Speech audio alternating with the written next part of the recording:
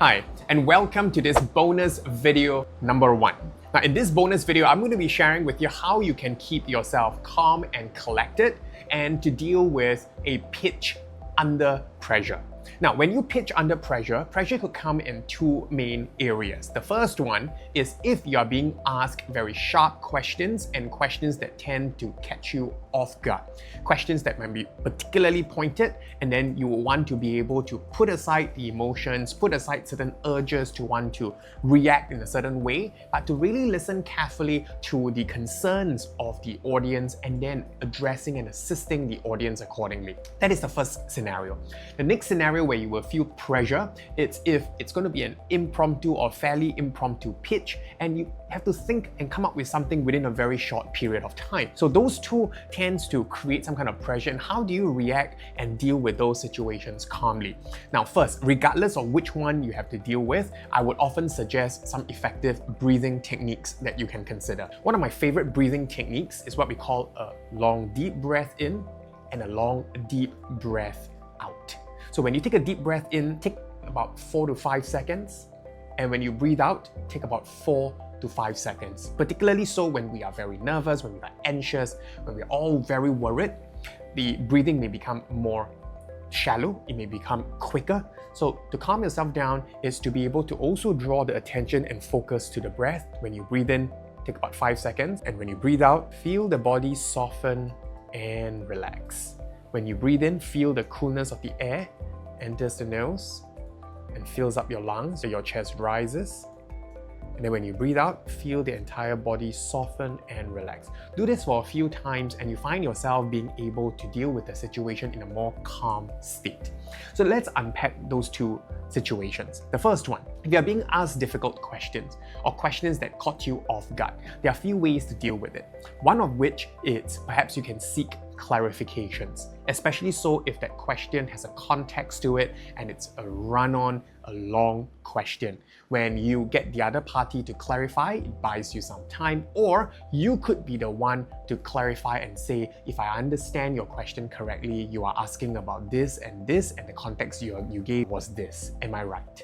So when you reiterate that question, it also helps buy you some time, but more importantly is to make sure that you are clear as to the question being asked. Then next, if it's going to be a difficult question, we put aside the emotions and find out and ask ourselves this one question. What is it exactly this person is concerned about?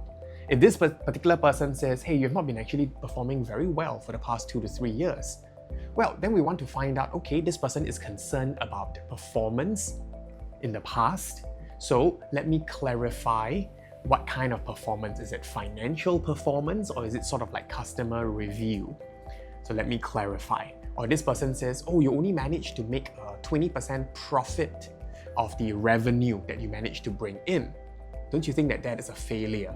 So when someone says that, well, we put aside the emotions. Oh, you call me a failure and stuff, how dare you? Just put aside all that and then consider this person is concerned about it's only 20%. The person finds 20% to be low.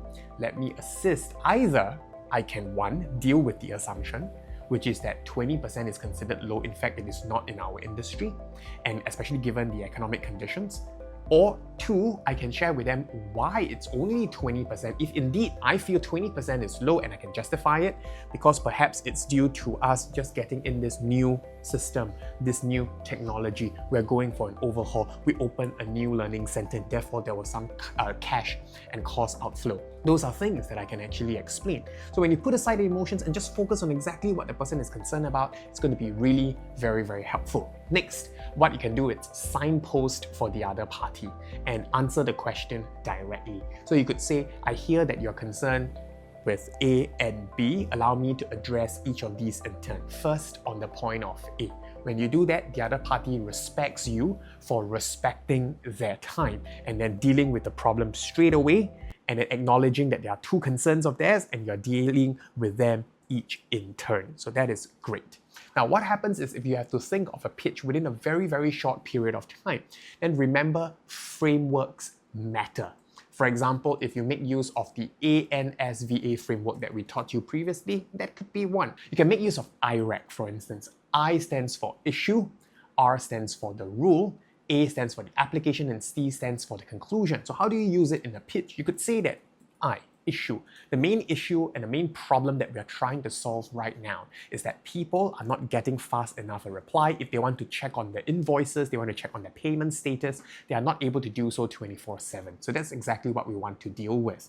And the rule that we have created for ourselves in thinking and innovating and coming up with a solution is that we want to have a particular system that is robust enough, that can work 24/7, and is easy for the target audience to use so that they are able to get the information that they need. And how we have managed to apply, we are able to come up with a particular solution, our school management system, and that can be applied in this area to solve this problem. So that's application, and finally C, the conclusion. Therefore, this particular application is going to serve the needs of so many individuals. Yeah, it's going to save a lot of manpower hours as well. So that is using IREC. So when you make use of these kind of structures, it's going to help you be able to think and plan within a very short period of time. We are coming up with signposting techniques and acronyms. They're also going to be very useful because it allows you to organize the information in these sort of packages that is easy for you to digest, and it's also easy for the audience to digest as well.